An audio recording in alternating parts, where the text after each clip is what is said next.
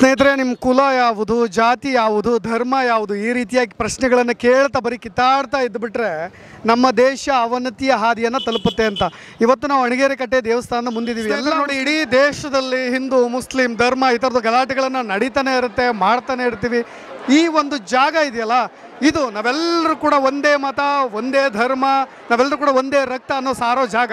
ನೋಡಿ, ಈ ಕಡೆ ಸೈಯದ್ ಸಾದತ್ ದರ್ಗಾ ಇದೆ, ನೀವಿಲ್ಲಿ ನೋಡ್ತಾ ಇದ್ದೀರಿ. ಸೈಯದ್ ಸಾದತ್ ದರ್ಗಾ ಇದೆ, ಪಕ್ಕದಲ್ಲಿ ಭೂತಪ್ಪ ಇದ್ದಾರೆ, ಅದರ ಎದುರಿಗೆ ಚೌಡೇಶ್ವರಿ ದೇವಾಲಯ ಇರೋದು.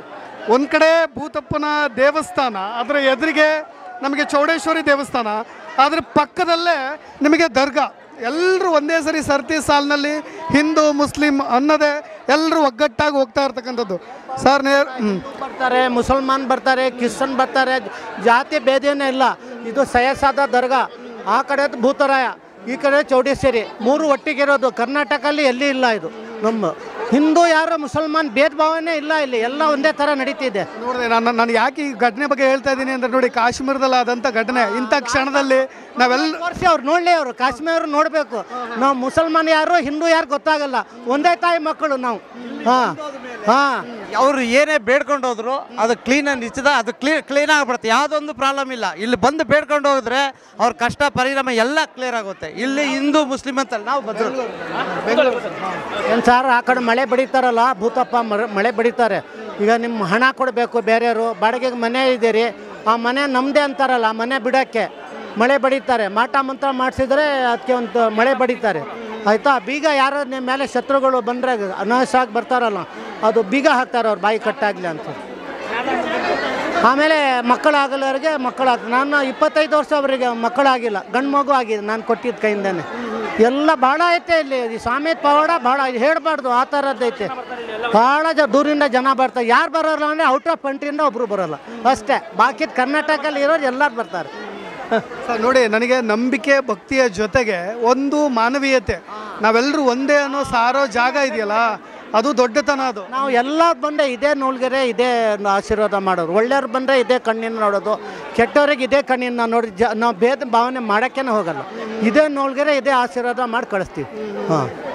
ಅದೇ ಕುರಾನ್ನಲ್ಲಿ, ಆ ಗ್ರಂಥದಲ್ಲಿ ಏನಿದೆ ಸರ್, ಈಗ ನೋಡಿ, ಅಮಾಯಕರನ್ನ ಬಲಿ ತೆಗೆದುಕೊಳ್ಳೋ ವಿಚಾರವಾಗಿ ಅಥವಾ ಹಿಂದೂಗಳನ್ನು ಟಾರ್ಗೆಟ್ ಮಾಡಿ ಅವ್ರನ್ನ ಬಲಿ ತೆಗೆದುಕೊಳ್ಳೋ ವಿಚಾರವಾಗಿ ಇಂಥ ಜಾಗದಲ್ಲಿ ನೀವು ಈ ಘಟನೆ ಬಗ್ಗೆ ಏನು ಹೇಳ್ತೀರಿ? ಕಾಶ್ಮೀರದಲ್ಲಿ ಆದಂಥ ನನಗೆ ಗೊತ್ತಿಲ್ಲ ಸರ್, ನಾನು ಯಾಕೆ ಸುಳ್ಳು ಹೇಳೋದು, ಅದ್ರ ಬಗ್ಗೆ ನನಗೆ ಗೊತ್ತಿಲ್ಲ. ಕಾಶ್ಮೀರ ಅಲ್ಲಿ ಏನೇನು ಆಗ್ತಾವೆ ನಾನು ಹೇಗೆ ಹೇಳೋದು, ಇಲ್ಲಿಂದ ನಾವು ಹೇಳೋಣ. ಸರಿ ಸರ್, ಓಕೆ, ಥ್ಯಾಂಕ್ ಯು. ಮತ್ತೇನು ಹೇಳೋದು, ಇದು 500 ವರ್ಷದಿಂದ ಇರೋದು ಸ್ವಾಮಿದು, ಇದು 500 ವರ್ಷದಿಂದ ಇರೋದು. ಇದು ಮೊದಲೇ 86ಇಂದ ಇಂಪ್ರೂವ್ ಆಗಿರೋದು ಇದು. ಭಾಳ ಜನ ಈಗ ಉರುಸ್ ಜಾತ್ರೆ ಬೇರೆ ಇದೆ 8 ಇದಕ್ಕೆ, ಮೇ 8ಕ್ಕೆ ನೀವು ಬನ್ನಿ. ಆವಾಗ ಅನ್ನದಾನ ಎಲ್ಲ ಮಾಡ್ತಾರೆ, ಎಲ್ಲ ಏನೇನೆಲ್ಲ ಅರಕೆಗಳು ಉದ್ಕೊಳ್ತಾರೆ ಸರ್. ಎಲ್ಲ ರೀತಿ ಆಗ್ತೈತಿ, ಯಾವುದೂ ಆಗಲ್ಲ ಅಂತೆಲ್ಲ. ನಿಮ್ದು ಎಲ್ಲ ಯಾವುದೋ ಕೆಲಸದ ಬಗ್ಗೆ, ನೌಕರಿ ಬಗ್ಗೆ, ಮಕ್ಕಳ ಬಗ್ಗೆ ಮಾಟ ಮಂತ್ರ ಮಾಡಿಸಿದ್ದು ಎಲ್ಲ ಕಾರ್ಯ ಆಗ್ತವೆ ಇಲ್ಲಿ, ಯಾವುದೂ ಆಗಲ್ಲ ಅಂತಲ್ಲ. ಎಲ್ಲರೂ ಜನ ಬರ್ತಾರೆ. ನೋಡಿದ್ದೀರಾ ಎಷ್ಟು ಜನ ಇದ್ದಾರೆ ಇವತ್ತು, ನೀವೇ ನೋಡಿದ್ದೀರಾ? ಇಲ್ಲಿವರೆಗೂ ಒಂದು ಗಲಾಟೆ ಆಗಿರಲಿ, ಹಿಂದೂ ಮುಸ್ಲಿಂ ಜಗಳ ಆಗಿರಲಿ, ತಂಟೆ ತಗಾದಿಗಳಾಗಿರಲಿಲ್ಲ. ನನಗೆ 55 ವರ್ಷ ಏಜ್ ನಡೀತಿರೋದು. ಹಿಂದೂ ಮುಸಲ್ಮಾನ್ ಗಲಾಟೆ ಮಾಡಿ ನಾನು ಈ ವಯಸ್ಸಿಗೆ ಕೇಳಲಿಲ್ಲ, ಆಗೋದಿಲ್ಲ, ಅದು ಮಾಡೋದು ಬೇಡದು. ಹೊಣೆಗಾರಿಕೆ ಕಟ್ಟೆಯಲ್ಲಿ ಒಂದೇ ಥರ ಇದೆ, ಯಾವುದು ಗಲಾಟೆ ಇಲ್ಲ ಅದು ಇಲ್ಲಿ. ಈ ಭಾವೈಕ್ಯತೆ ಬಗ್ಗೆ ಮಾತಾಡ್ತಾ ಇದ್ದೆ. ನೋಡಿ, ಹಿಂದೂ ಮುಸ್ಲಿಂ ಎಲ್ಲರೂ ಒಂದೇ ಕಡೆ ಸೇರೋ ಜಾಗ ಅಂತ. ಇದು ಚೌಡೇಶ್ವರಿ ತಾಯಿ ದೇವಿ. ಆದರೂ ನೀವು ಒಬ್ಬ ಮುಸಲ್ಮಾನ ಹೆಣ್ಣು ಮಗಳಾಗಿ ಚೌಡೇಶ್ವರಿ ದೇವಿಗೆ ನಮಸ್ಕಾರ ಮಾಡ್ತಾ ಇದ್ದೀರಿ, ಹರಕೆ ಹೊತ್ಕೊಳ್ತಾ ಇದ್ದೀರಿ. ಇದ್ರ ಬಗ್ಗೆ ಏನು ಹೇಳ್ತೀರಮ್ಮ? ನಾವು ವರ್ಷ ಬರ್ತೀವಿ ಇಲ್ಲಿಗೆ. ನಾವು ಇದಂದ್ರೆ ಇಷ್ಟ, ಅದು ಇದು ಎಲ್ಲ ಇಷ್ಟ ನಮಗೆ, ಮಾಡ್ಕೊಂಡು ಹೋಗ್ತಾ ಇದ್ದೀವಿ. ಆದರೂ ಹಿಂದೂ ದೇವಿಯ ಮೇಲೆ ಇರ್ತಕ್ಕಂಥ ನಂಬಿಕೆ ನೋಡಿ, ಎಲ್ಲ ದೇವರು ಒಂದೇ ಅಲ್ಲ. ಅದೇ ನಾವು ವರ್ಷ ಬರ್ತೀವಿ, ಒಂದು ವರ್ಷನೂ ಬರಲ್ಲ, ಬಿಡಲ್ಲ, ಬರ್ತೀವಿ, ಕರ್ಕೊಂಡು ಹೋಗ್ತೀವಿ. ಏನಮ್ಮ ಇಲ್ಲ ಹರಕೆ ಹೊತ್ಕೊಳ್ತೀರಾ? ಏನು ನಿಮ್ಮ ಇಷ್ಟಾರ್ಥಗಳೆಲ್ಲ ಈಡೇರಿದೆ? ಆಗತ್ತೆ ಆಗತ್ತೆ. ನಮ್ಮ ಹುಡುಗ ಮದುವೆ ಎಲ್ಲ ಆಯಿತು, ಎಲ್ಲ ಆಯಿತು, ಚೆನ್ನಾಗೈತೆ. ನಿಮ್ಮ ಕನಸುಗಳನ್ನು ಆಸೆಗಳನ್ನೆಲ್ಲ ದೇವಿ ಈಡೇರಿಸಿದೆ. ಅಮ್ಮ, ಏನು ಹೇಳ್ತೀರಿ ದೇವಿಯ ಬಗ್ಗೆ, ಚೌಡೇಶ್ವರಿ ದೇವಿ ಬಗ್ಗೆ ನಿಮ್ಮ ಹರಕೆಗಳನ್ನು? ಅಂತ ಸ್ವಾಮಿ ದೊಡ್ಡ ಪವಾಡವಂತ, ನೆಮ್ಮದಿದರಿಗೆ ಇದಾನೆ, ನೆಮ್ಮಲಿಲ್ದರಿಗಿಲ್ಲ. ಅವನು ಯಾವತ್ತೂ ಒಳ್ಳೇದೇ ಮಾಡ್ತಾನೆ, ನ್ಯಾಯ ಧರ್ಮ ಸೋಸ್ ನೋಡಿ ಪವಾಡ ಹೊಡಿತಾನಪ್ಪ ಅವನು. ಭೂತಪ್ಪ, ಚೌಡಮ್ಮ, ಭೂತಪ್ಪ ಭಾರಿ ಒಳ್ಳೇದೇ ಮಾಡೋದು. ಅವ್ರು ಯಾರಿಗೆ ಕೆಟ್ಟದ್ದು ಮಾಡಲ್ಲ. ಕೆಟ್ಟದ್ದು ಮಾಡ್ಬೇಕಾರಂದ್ರೂ ಅವ್ನು ಕೆಟ್ಟದ್ದು ಮಾಡಿದಾರಂತ ಮಾಡೋದಿಲ್ಲ, ಅವ್ನು ಒಳ್ಳೇದೇ ಮಾಡೋದು. ಸೋಸ್ ನೋಡಿ ಪವಾಡ ಹೊಡಿತಾನ ಅವನು. ಆ ಕೆಲಸ ಮಾಡ್ತಾನಪ್ಪ ನಮ್ಮ ಅಪ್ಪನ ತಂದೆ ನಂಬಾಕು. ನೆಂಬಿ ಅವನ ಗಿರಿ ಬಂದ್ರೆ ನಾವು ಪವಿತ್ರರಕ್ಕ. ನೋಡಿ, ಒಬ್ಬ ಮುಸ್ಲಿಂ ಹೆಣ್ಣುಮಗಳು ಚೌಡಮ್ಮನ ಹತ್ರನೂ ಬೇಡ್ಕೊಳ್ತಾ ಇರೋದು. ನಾವು ಅದಾದ ಮೇಲೆ ಹೋಗಿ ಅಲ್ಲಿ ದರ್ಗಾದಲ್ಲೂ ಹೋಗಿ ಅಲ್ಲೂ ನಮಸ್ಕಾರ ಮಾಡೋದು. ನಾವೆಲ್ಲರೂ ಒಗ್ಗಟ್ಟೆ ಅನ್ನೋ ಈ ಮನೋಭಾವ, ಈ ಮನಸ್ಥಿತಿಯ ಬಗ್ಗೆ ಏನು ಹೇಳ್ತೀರಮ್ಮ ನೀವು? ಎಲ್ಲ ಒಳ್ಳೇದೈತಿ ಅಂತ ಬೇಡಿದೇವಪ್ಪ ನಾವು. ಎಲ್ಲ ಒಳ್ಳೇದಾಕತ್ತೆ ಅಂತ ಬೇಡಿದೇವಿ. ಮೊನ್ನೆ ಅಡ್ಕೆ ಕಡ್ದು ಹೋಗಿದಾರೆ ನಮ್ದು 2 ಎಕರೆನ. ಅವನ ಹತ್ರ ಬೇಡ್ಕೊಂಡಾನೆ. ಅವ್ರು ಎಲ್ಲೋ ತಂತ್ರ ಮಂತ್ರ ಮಾಡ್ಕೊಂಬಂದು ಅವ್ರಿಗೆ ಏನು ಮಾಡಿದ್ರು ನಾಡ್ದಂಗೆ ಮಾಡಿ ಇಟ್ಕೊಂಡಿದ್ದಾರೆ. ಅವ್ರು ಮಾಡಿದ್ದು ಅವ್ರಿಗೆ ತಿರುಗಿಲಪ್ಪ ದೇವ್ರೆ, ಅವ್ರಿಗೆ ಉಲ್ಟಾ ಮಾಡು. ನನ್ನ ಅಡ್ಕೆ ಕಡ್ದವ್ರಿಗೆ, ಕಡಿಸ್ದವ್ರಿಗೆ, ಸಲಹೆ ಕೊಟ್ಟವ್ರಿಗೆ, ಮುಚ್ಚಾಕಿರೋರಿಗೆ ಕೂಡ ಅವ್ರಿಗೆ ದಂಡ ನೀಡಪ್ಪ ಪರಮಾತ್ಮ. ನೀನೇನಾದರೂ ಒಂದು ದಂಡ ನೀಡು, ಶಿಕ್ಷೆ ಕೊಡು ಅಂತ ಬೇಡ್ತದ ನಮ್ಮ ಅಪ್ಪನ ನನ್ನ ತಂದಿನ. ನಾನು ಇಷ್ಟಪ್ಪ ಬೇಡೋದು, ನ್ಯಾಯ ಉಳ್ಸಪ್ಪ, ಅನ್ಯಾಯ ತೇಲ್ಸಪ್ಪ ಅಂತ ಬೇಡ್ತದಾನೆ. ಅವನಿಗೆ ಬಿಟ್ಟದ್ದು, ಪರಮಾತ್ಮ ಬಿಟ್ಟದ್ದು, ಭಗವಂತಗೆ ಬಿಟ್ಟದ್ದು ಅಂತ ಬಂದು ಬಿದ್ದದ ನಾನು ಮರಿಗೆ. ಒಳ್ಳೇದು ಕೆಟ್ಟದ್ದು ಮಾಡೋದು ಅವನ ಜವಾಬ್ದಾರಿ, ಆ ಚೋಡವನ ಜವಾಬ್ದಾರಿ, ಅಜ್ಜಯ್ಯನ ಜವಾಬ್ದಾರಿ. ಇಷ್ಟು ಮಾತ್ರ ನೆಂಬಿದ್ದೇವಪ್ಪ ನಾವು. ಇದಕ್ಕಿಂತ ಹೆಚ್ಚಿಗೆ ಥ್ಯಾಂಕ್ ಯು ಅಮ್ಮ ಅಂದೆ. ಥ್ಯಾಂಕ್ ಯು ಅಪ್ಪ. ಸ್ನೇಹಿತರೆ ನೋಡಿ, ನಿಮಗಿಲ್ಲಿ ಈ ಮರ ಕಾಣ್ಬೋದು, ಇದು ಮತ್ತಿ ಮರ. ನೀವೆಲ್ಲರಲ್ಲಿ ನೋಡ್ತಾ ಇದ್ದೀರಲ್ಲ, ಅಲ್ಲಿ ಬಡಿತಾ ಇರೋದು ಕಾಣ್ಬೋದು ನಿಮಗೆ. ತ್ರಿಶೂಲ ಬಡಿಯೋದು, ಯಾರೋ ಅವ್ರ ಮೇಲೆ ಮಾಟ ಮಂತ್ರ ಈ ರೀತಿಯಾದಂಥ ಆಚರಣೆಗಳ ಮುಖಾಂತರ ಅವ್ರ ಫ್ಯಾಮಿಲಿಗೆ ಏನೋ ಒಂದಿಷ್ಟು ಮಾಡಿಸಿಟ್ಬಿಟ್ಟಿರ್ತಾರೆ. ಅವರು ನಾಶವಾಗಿ ಹೋಗಲಿ, ಅವ್ರ ಜೀವನವೇ ಕುಂಠಿತ ಆಗಲಿ, ಅವ್ರ ಏಳಿಗೆ ಆಗದಂಗೆ ಇರಲಿ, ಅವರು ವ್ಯಾಪಾರದಲ್ಲಿ ನಷ್ಟ ಆಗಲಿ, ಈ ಥರದ್ದು ಏನೋ ಅವ್ರ ಫ್ಯಾಮಿಲಿಗೆ ಮಾಡಿಸಿದ್ರೆ ಅವರು ಮತ್ತೆ ಅವ್ರ ವಿರುದ್ಧವಾಗಿ ತಿರುಗಿ ಬೀಳೋ ಥರ ಈ ಒಂದು ಮತ್ತಿ ಮರಕ್ಕೆ ನೋಡಿ, ಇಲ್ಲೆಲ್ಲ ಚೈನ್ ಲಿಂಕ್ಗಳು ಎಲ್ಲ ಬೀಗ ಜಡ್ದಿರೋದು. ಪ್ರತಿ ಅಮಾವಾಸ್ಯೆಯ ದಿನ ಇಲ್ಲಿ ಸಾಕಷ್ಟು ಜನರು ಬರ್ತಾರೆ. ಈ ರೀತಿಯಾಗಿ ಈ ಮತ್ತಿ ಮರಕ್ಕೆ ಚೈನ್ ಲಿಂಕನ್ನು, ಈ ಚೈನ್ಗಳನ್ನು ಸುತ್ತಿದಾರಲ್ಲ, ಅಲ್ಲಿಗೆ ಈ ರೀತಿಯಾದಂಥ ಬೀಗಗಳನ್ನು ಜಡ್ದು ಅದರಲ್ಲಿ ಒಂದಿಷ್ಟು ಚೀಟಿಗಳನ್ನು ಬರೆದಿಟ್ಟಿರ್ತಾರೆ. ಜೊತೆಗೆ ನೋಡಿ, ಇಲ್ಲಿ ಭಾವಚಿತ್ರಗಳನ್ನು ಹಾಕಿರೋದು, ಫೋಟೋಗಳನ್ನು ಹಾಕಿ ತ್ರಿಶೂಲವನ್ನು ಚುಚ್ಚಿರೋದು. ಆ ವ್ಯಕ್ತಿ ಆತ ಜೀವನದಲ್ಲಿ ಸರ್ವನಾಶವಾಗಿ ಹೋಗಲಿ ಅಂತ ಈ ರೀತಿಯಾದಂಥ ತ್ರಿಶೂಲವನ್ನೆಲ್ಲ ಚುಚ್ಚಿರೋದು. ಆ ರೀತಿಯಾದಂಥ ಎಲ್ಲವನ್ನು ನೀವು ಕಾಣಸಿಗ್ತೀರಿ.